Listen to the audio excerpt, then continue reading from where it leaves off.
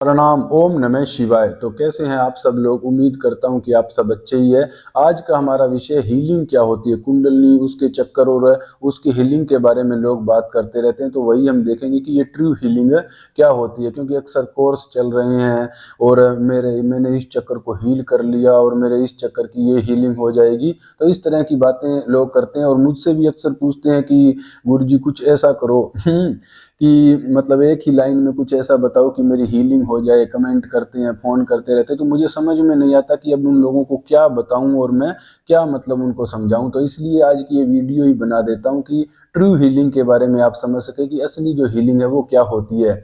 इसके लिए जो एक दो तो मतलब मिसकॉन्सेप्शन है लोगों के मन में कि वो सोचते हैं कुछ और है कि ऐसा होना चाहिए, लेकिन असल में ऐसा होता नहीं है। तो वो जो एक दो मिसकॉन्सेप्शन है पहले उनको दूर करेंगे कि ये चीज़ ऐसे होती है, उनको मैं आपको एग्जाम्पल से समझाऊंगा और उसके बाद में अपनी समझ और अपने अनुभव के अनुसार आपको बताऊंगा कि जो ट्रू हीलिंग है वो आखिरकार क्या होती है।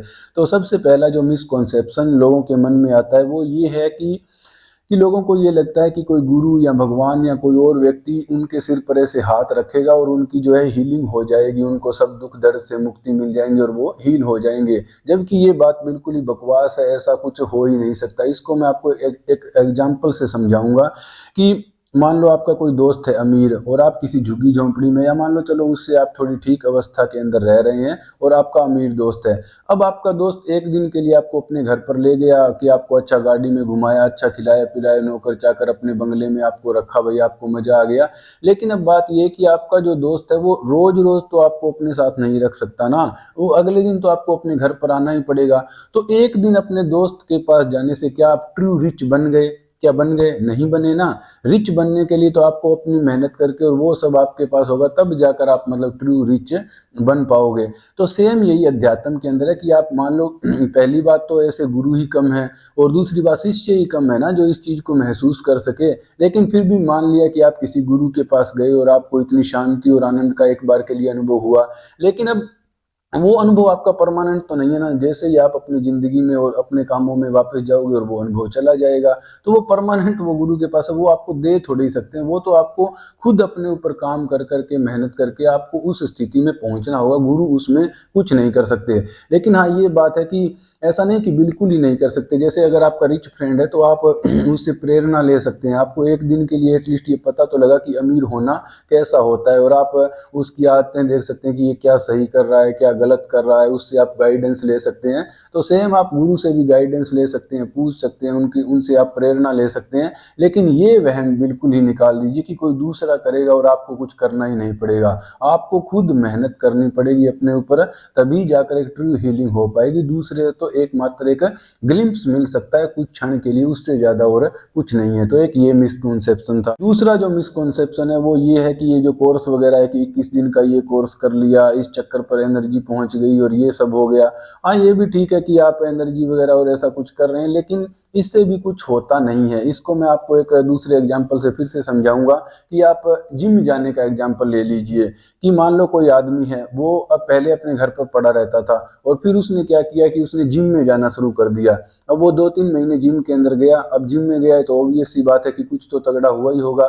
और 2-3 महीने बाद में मान लो कि उसने फिर से जाना छोड़ दिया और फिर वही सेम अपने घर पे पड़ा रहता है। तो क्या होगा कि जितना वो तगड़ा, वो मतलब पहले के जैसा का जैसा ही हो जाएगा, उसको कोई बेनिफिट हुआ नहीं, कोई ट्रू बेनिफिट उसको नहीं हुआ।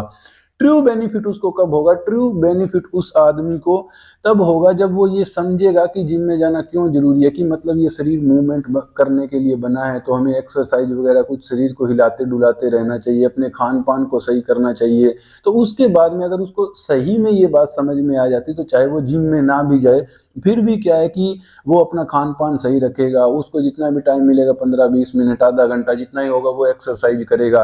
तो अगर वो इस बात को समझ के अपने जीवन में अपनाता है, इंटरनलाइज अपने अंदर करता है, तब तो उसको ट्रू बेनिफिट होगा। वरना चाहे वो जिम में जाकर कुछ भी कर ले 2 महीने, उससे कुछ नहीं होगा। तो सेम ये बात आपके कोर्स और इन सब चीजों के ऊपर लागू होती है कि आपने 20 दिन के लिए कोर्स किया, हाँ ऐसे ऐसे कुछ आपने किया और उसका आपको मतलब उस टाइम तो बड़ा शांति और आनंद लगा, लेकिन फिर आप घर पे आए और फिर से मतलब वही चीज सेम की सेम शुरू हो गई। क्यों? आपको कोई फायदा नहीं हुआ। क्योंकि आपने चीज़ों को समझा नहीं कि क्या है अपने अंदर विचार और गहराई में, और उस चीज़ तक आप गए ही नहीं। आपने बस ऊपर ऊपर से ये करना है, ऐसे सांस लेना है, ये चक्कर है, वो है, आप इन सब चीज़ों के अंदर ही उलझे रहे। तो ये जो दूसरा मिसकॉन्सेप्शन है कि ऐसे मतलब कि बिना समझे, बिना अंडरस्टैंडिंग के आप मतलब ऐसे कुछ एक्सरसाइज या कुछ क्रियाएं करके आप अपने एनर्जी को सही कर लोगे या हीलिंग कर लोगे, तो ये मिसकॉन्सेप्शन भी अपने दिमाग से निकाल दीजिए। तो अब हम बात कर लेते हैं कि जो मेरे हिसाब से जो ट्रू हीलिंग क्या होती है, मेरा अनुभव, क्योंकि अब ये 6 साल पहले एक कुंडलनी शक्ति मेरी जागृत हुई, और उसके बाद में जो अब तक का सफ़र है, इसमें जो जो मतलब मैंने अब खुद किया है, जो मेरे अनुभव से हुआ है, वही मैं आपको बताऊंगा। कोई हवा में तो मैं बातें करता नहीं हूँ, और वो आपको मानना है नहीं मानना है वो आपकी मर्जी है। तो ट्रू हीलिंग जहाँ तक मुझे लगता है कि जो हमारे डे टू डे लाइफ में, जो हमारे बेसिक लाइफ के जो इशू है, जो मसले चल रहे हैं, उनको जब हम एक एक को ऑब्जर्व करेंगे, अच्छे से उसको आइडेंटिफाई करेंगे, उसको जब हम एड्रेस करेंगे, तभी जो है एक ट्रू हीलिंग हो पाएगी। उसके बिना तो ये होना संभव नहीं है। और क्या क्या मसले होते हैं, मैं आपको 3-4 एग्जाम्पल दे देता हूँ। जैसे कुछ भी आप मान लो, एक आप पछतावे का मान लो, रिग्रेट या गिल्ट हमारे अंदर कई बार फीलिंग होती है कि मुझे किसी चीज़ को, लोग कहते हैं ना कि काश मैं उस टाइम ऐसा कर देता तो आज मैं ऐसा होता, ये हो जाता तो वो हो जाता। तो आपके अंदर किस चीज़ को लेकर पछतावे हैं जिंदगी में कोई भी, कि मैं ये नहीं किया या वो नहीं किया, तो वो क्यों है? उस कंडीशन में आप क्या कर सकते थे? अगर अब कुछ नहीं हो सकता तो उसको लेट गो कैसे करना है? अब कुछ चेंज हो सकता है तो वो चेंज कैसे करना है? अगर कोई चीज़ आप नहीं बदल सकते तो उसको आपको एक्सेप्ट कैसे करना है? और इन सब चीज़ों को आपको जानना है, क्योंकि भगवान श्री कृष्ण ने तो कहा है गीता में कि जो भी हुआ है सब अच्छा ही हुआ है। तो जब सब अच्छा ही हुआ है, तो आप कोई पुरानी बात को लेकर पछतावा और ये सब लिए बैठे हैं, तो यानी कि आपके समझने में कुछ ना कुछ गड़बड़ है। तो आपको बिल्कुल डीप डाउन में जाकर और उस चीज को समझना होगा कि ऐसा क्यों हुआ और क्या मतलब उसके अंदर थी। जब आप एक बार उस चीज को समझ लोगे, आपको अच्छे से वो चीज समझ में आ जाएगी, तब वो चीज हमेशा के लिए चली जाएगी, और वो होगी एक ट्रू हीलिंग।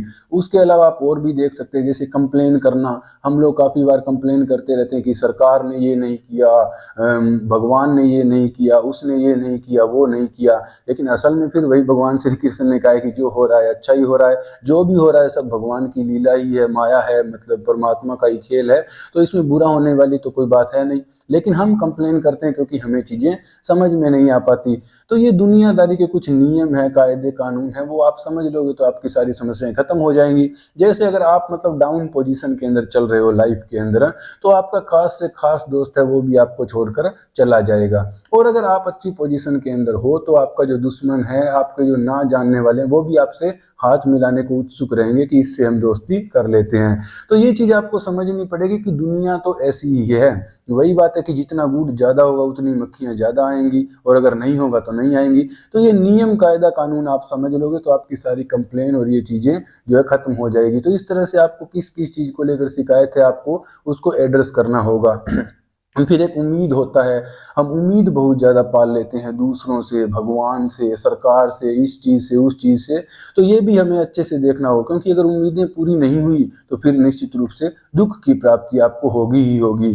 तो किससे कितनी उम्मीद, और वो चीज़ें आपको बड़ी गहराई से समझ लेनी चाहिए। आपको दूसरे के स्टैंड पॉइंट से देखना चाहिए कि अगर आप मतलब नरेंद्र मोदी की जगह होते तो क्या आप मतलब सबके खाते में 20-20 लाख रुपए या इस तरह से डाल देते जितने बताए थे? तो आप वहां पर नहीं कर सकते ना। तो कोई भी इंसान है कि आप उसकी जगह होते तो आप कितना कर सकते थे? तो ये मतलब एक फालतू की उम्मीदें होती है जो हम लोगों से लगा लेते हैं। अगर हम खुद को उनकी जगह रख कर देखें तो हम ये देखेंगे कि हम भी दूसरों के लिए कुछ बहुत ज्यादा कर नहीं सकते हैं।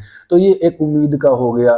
तो ऐसे काफी सारी बातें हैं। सबसे बड़ी बात होती है बिलीफ सिस्टम की। बचपन से हमें बता दिया गया कि ऐसे कुछ हो जाएगा या ऐसी कुछ बात है, भगवान, लोक परलोक, देवी देवता, इन चीजों को लेकर भी इतने ज्यादा बिलीफ सिस्टम पहले से ही होते हैं। कुंडली शक्ति को लेकर तो सबसे ज्यादा ही है कि ये हो जाता है, वो हो जाता है। तो ये हमारे बिलीफ सिस्टम है। तो इनको एक एक को हमें अच्छे से देखना होगा कि मैं अगर ऐसा सोच रहा हूँ तो क्यों सोच रहा हूँ, इसका कारण क्या है, इसमें सच्चाई क्या है। तो उस एक एक चीज को आपको एड्रेस करना पड़ेगा कि अच्छे से आपको पता होना चाहिए कि मैं कौन हूँ, क्या मतलब मेरा वजूद क्या है, क्या मतलब करने से मुझे सबसे ज्यादा आनंद मिलता है, क्या करना चाहिए लाइफ में, क्या कैसे बैलेंस होगा।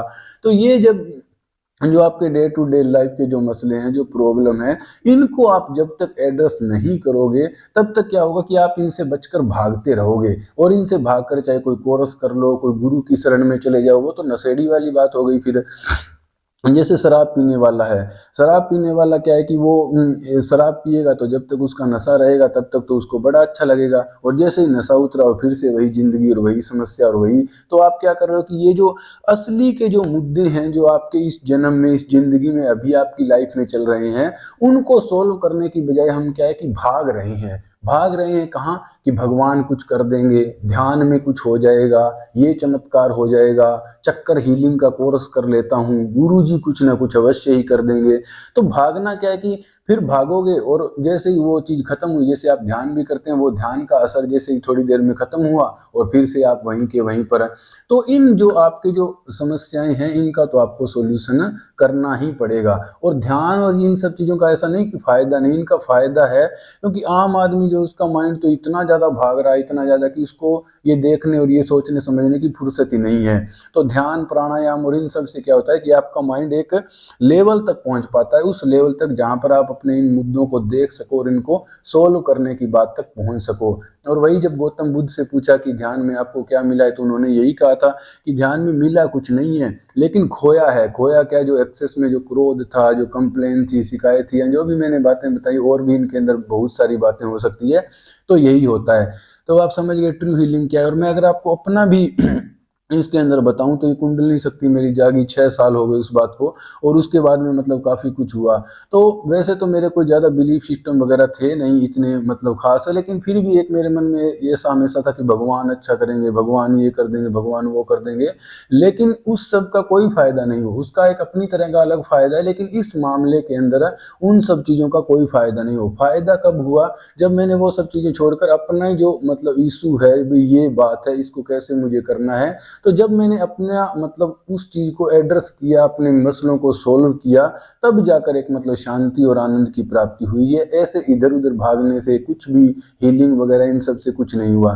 तो आप समझ गए कि ट्रू हीलिंग क्या है, कि जब आप अपने दिमाग के अंदर बिलीफ सिस्टम, कमियां, कमजोरियां, एक एक इन विचारों पर, इन सब चीजों पर आप काम करते हैं, तब आपकी असली में ट्रू हीलिंग होती है। और जब यहां से सही हो जाता है तो फिर चक्कर वगैरह आपके अपने आप ही ऑटोमेटिक सब सही हो जाते हैं। तो इस मामले में आप गाइडेंस ले सकते हैं, पूछ सकते हैं, लेकिन करना आपको खुद को ही पड़ेगा, किसी दूसरे पर ये उम्मीद मत रखिए। तो हो गया फिर आज की ये वीडियो। उम्मीद है आपको पसंद आई होगी। मिलेंगे फिर अगली वीडियो में। ओम नमः शिवाय।